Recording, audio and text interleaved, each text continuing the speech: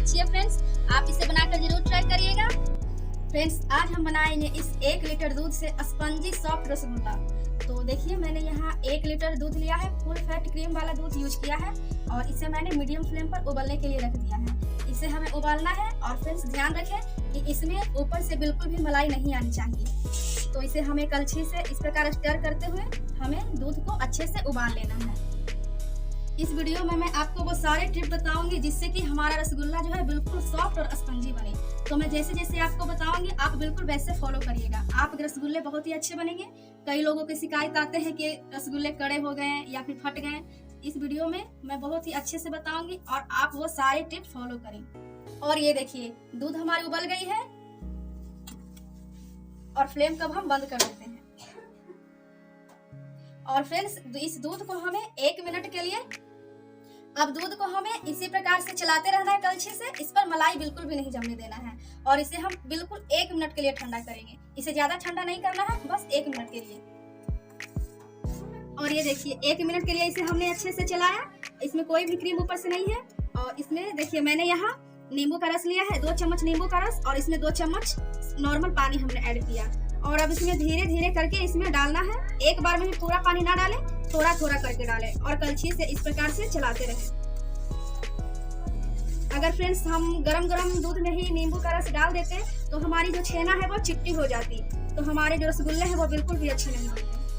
और थोड़ी थोड़ी देर के बाद हम नींबू का रस इसमें डालते रहेंगे जब तक कि हमारी छेना जो है अच्छे से फट ना जाए।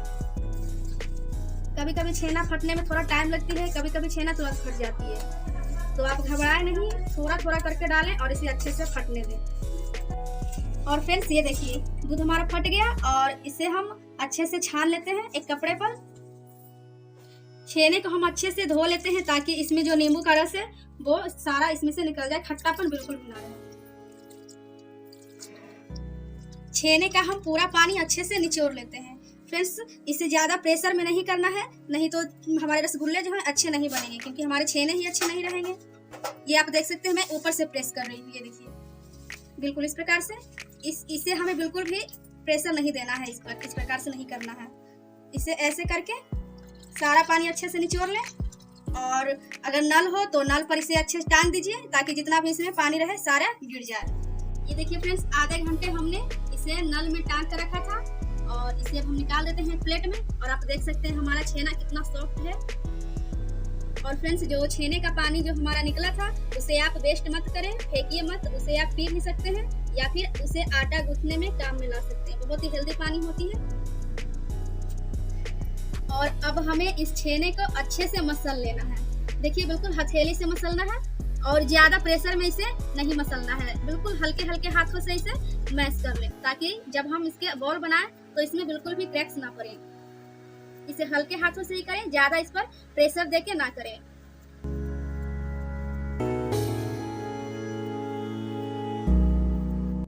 ये देखिए फ्रेंड्स मैंने इसे अच्छे से मसल कर चिकना कर लिया है।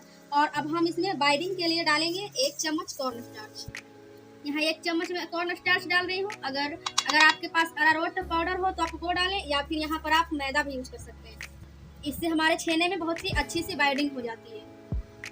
और अब हम इसे भी अच्छे से मिक्स कर लेंगे और इसे भी हम 2 मिनट के लिए अच्छे से मसल लेंगे, मिक्स कर लेंगे छेना।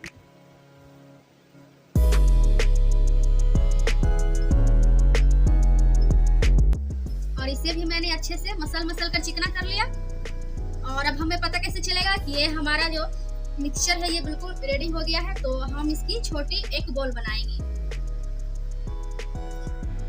और इसे हथेली पर इस प्रकार घुमाएंगे और इसके बॉल बनाएंगे। और ये देखिए फ्रेंड्स ये हमारे बॉल में एक भी क्रैक्स नहीं है, बिल्कुल आसानी से बन गए हैं।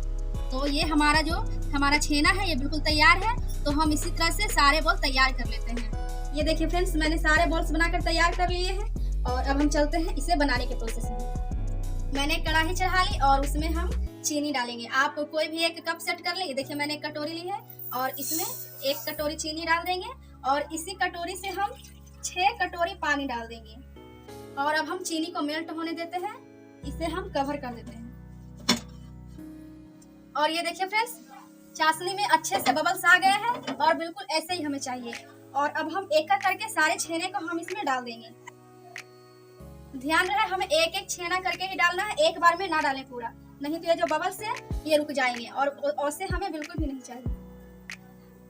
ये देखिए फ्रेंड्स, मैंने सारे इसमें छेने डाल दिए हैं और इसे 10 से 12 मिनट तक मीडियम से हाई फ्लेम पर पकाना है और इसे बीच में बिल्कुल भी कलछी से हिलाना डुलाना कुछ भी करना नहीं है। तो इसे हम ढक्कन से बंद कर देते हैं और 10 से 12 मिनट के लिए हम इसे छोड़ देते हैं। इसे कुछ भी नहीं करना है उतने मिनट के लिए। 10 मिनट हमारे हो गए और अब हम ढक्कन को हटाते हैं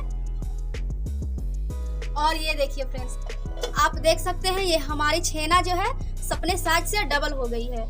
और अब हमें कलछी से सारे छेने को अच्छे से पलट लेना है, बिल्कुल हल्के हाथों से करें।